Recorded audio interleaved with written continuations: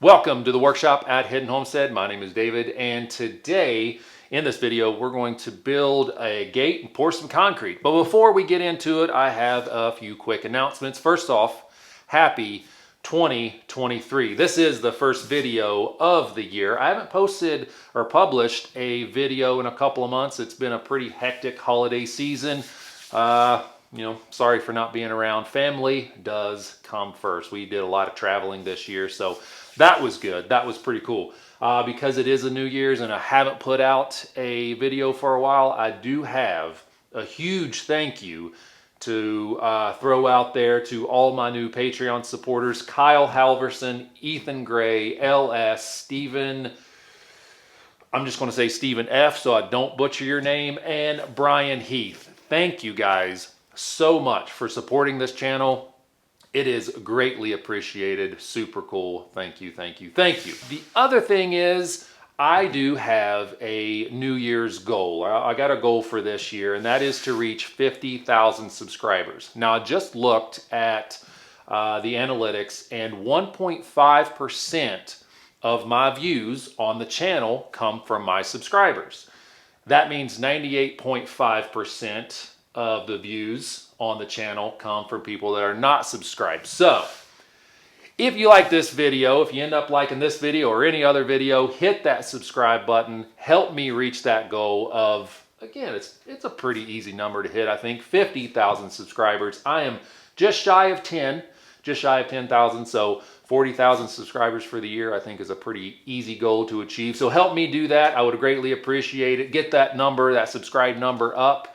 And yeah, it'd be great. I'd appreciate it. So with that, on with the show.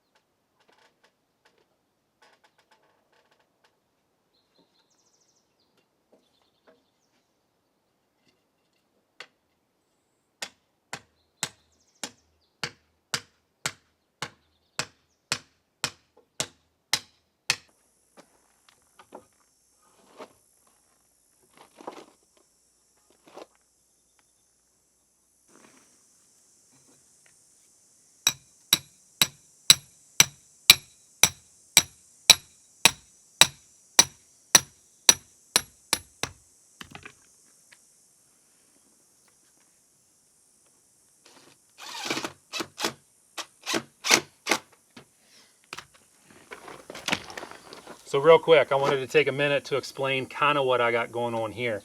Normally I use concrete pins. These pins have holes in them that you put on the back side of the form, and you run screws or nails through them from this side.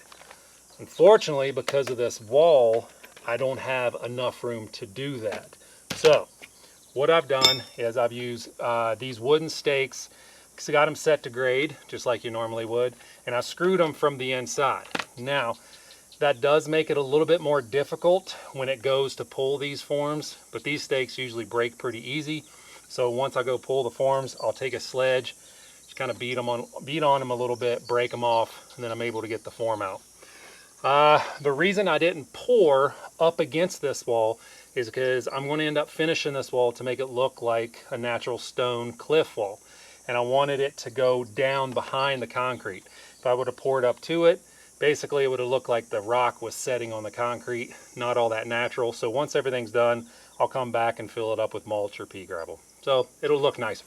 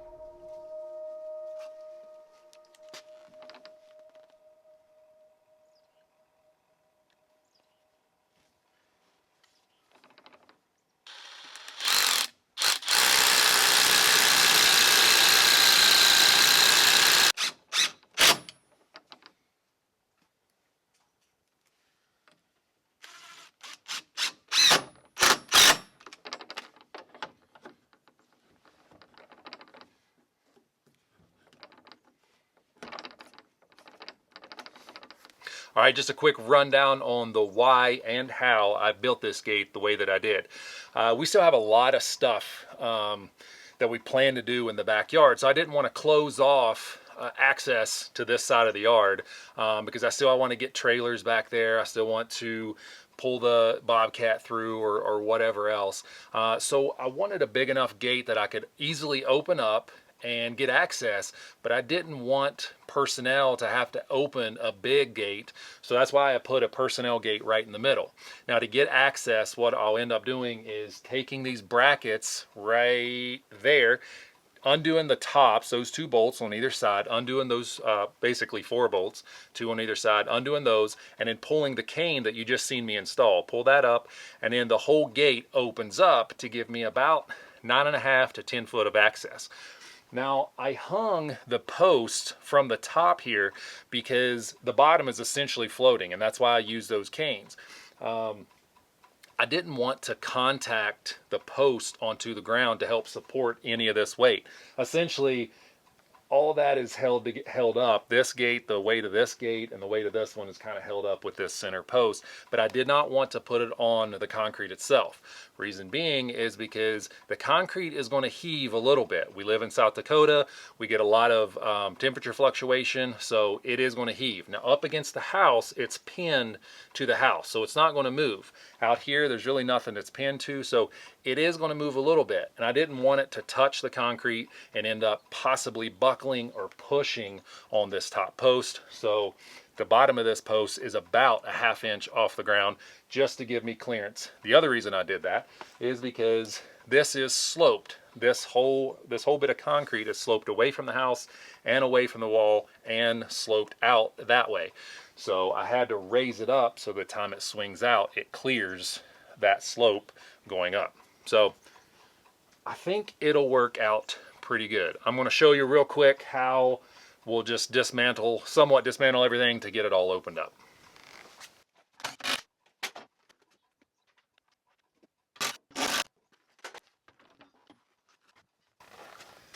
And just like that, I have access to the backyard. All right, guys, we're all finished up for this year's part. You'll see up front, I did stop the concrete. I could have done it this winter, blankets and heaters and all that fun stuff. I really didn't want to do all that. So I just put a hold on it, and this is something that we'll end up doing this coming spring, which is kind of a sneak peek for next year's project. So I'm going to flip you around and show you what all I finished this year. All right, I'm standing on the back patio right now, and you can see this walkway that goes out, and all this area right here was actually done off camera. I'm facing south, so this area gets a lot of sunlight. So this area and another on the other side of the patio where the workshop is, I poured this colored concrete, and because I was getting so much sunlight, the time of day it was, I just didn't have the opportunity to mess around with a camera to take the shots and all that fun stuff, because this stuff was baking in the sun, so I had to get it done. So most of all this stuff back here was done off camera. So I did pour this walkway and this step. This step does need to be colored and sealed this spring. A big project for the first thing, not really a project, but annual maintenance, I guess, is to clean the patio and get it resealed, and I'll seal this step along with it. All this got brought up about a foot. This was just kind of a swampy area, so all this moisture will now come, or does now come, out this way and out the drainage swell that I'll show you in a minute. You can kind of actually almost see it right there. It starts and stays on the sidewalk and then goes out. Everything slopes into that sidewalk. This pin, just a fun fact for you, this pen was actually built for the puppy. He no longer needs it, but this area will hopefully this summer or fall will become a new project area. So I'm not going to tell you what it is, but stay tuned for that. So you get on the patio, or excuse me, the walkway, you come around here to the gate. I've already showed you that. And here is the concrete that we poured in the video.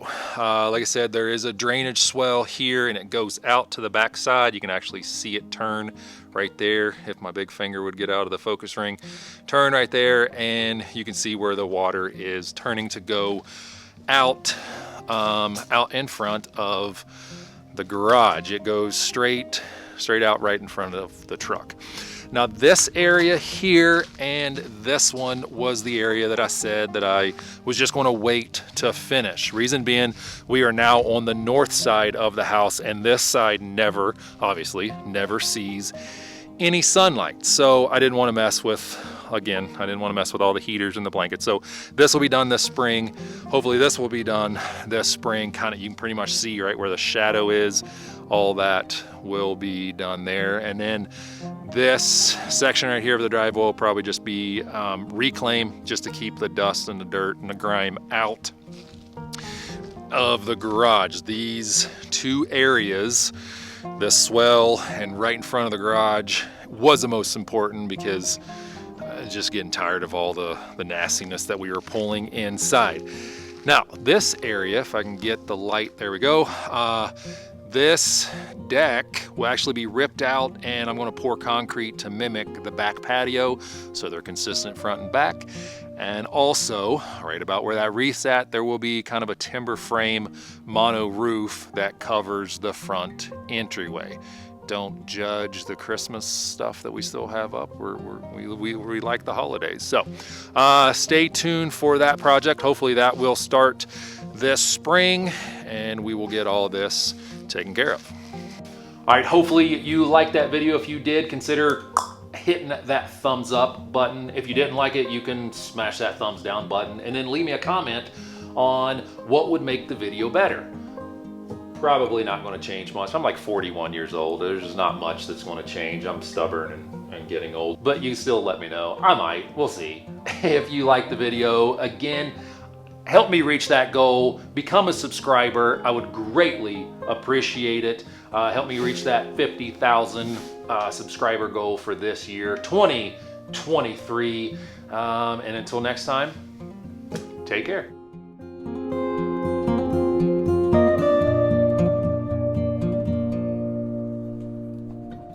Thank you.